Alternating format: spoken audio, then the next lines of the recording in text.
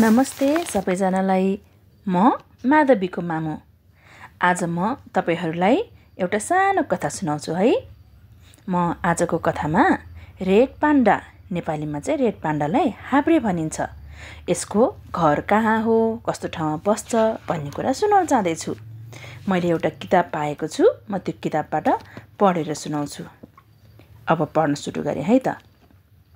साथी, हाब्रेले भन्छ, साथी, म कहाँ जन्मन्छु, कहाँ हुर्कन्छु, कहाँ बस्छु, कहाँ खेल्छु, कहाँ सुत्छु, थाहा छ? के तिमीले मेरो घर देखेको छौ? अब मेरो ठेगाना भन्छु ल, राम्रोसँग सुन। हामी 5 वटा देशहरूमा मात्र बस्छौँ नि। नेपाल, भारत, भुटान, चीन र म्यानमारमा हो। यी देशहरूको बाक्लो जङ्गलमा हामी बस्छौँ। हामी जम्मा 2500 जाति छौँ। नेपालको हिमाली भेगतिर फैलिएका छौँ। इलाम, पाँचथर, ताप्लेजुङ, रसुवा, सोलुखुम्बु, कालीकोट लगायतका 23 जिल्लामा पाउँछौँ नि हामी त। नेपालमा जम्मा 500 जाति मात्रै छौँ। 12 महिना चिसो भइरहने बाक्लो वन जङ्गल र पानी पर्ने ठाउँ हामीलाई असाध्यै मनपर्छ। समुद्री सतहदेखि 2200 मिटरदेखि 4800 मिटरको अग्लो ठाउँमा बस्छौँ। ओहो, कस्तो चिसो ठाउँ!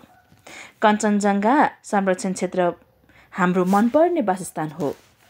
लाङटाङ राष्ट्रिय निकुञ्ज पनि नेपालमा छ नि। हो, त्यो लाङटाङ राष्ट्रिय निकुञ्ज पनि मनपर्ने बस्ने ठाउँ हो हाम्रो।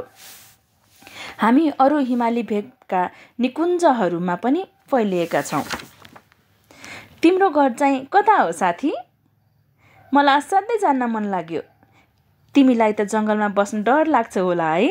के तिमीले जङ्गल देखेको छौ? तिमी जङ्गलमा गएको छौ? रुख चढेको छौ कि छैनौ? अनि जङ्गलमा फलेका कुनै फलफुल त खाएको छौ कि छैनौ? मैले त धेरै कुरा खाएको छु। म त जङ्गलमै बस्ने भएर मलाई जङ्गल असाध्यै मनपर्छ। तिमीहरूको घर चाहिँ कता कता हो भन ल मलाई। धन्यवाद।